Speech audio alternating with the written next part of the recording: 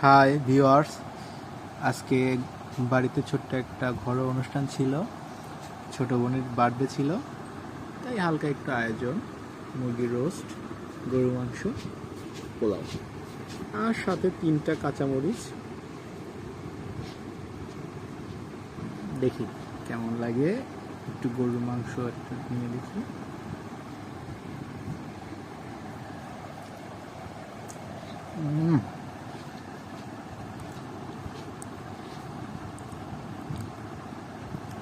অনেক টেস্ট হয়েছে।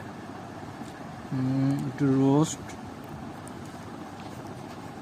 রোস্টটা খেয়ে দেখি কেমন লাগে।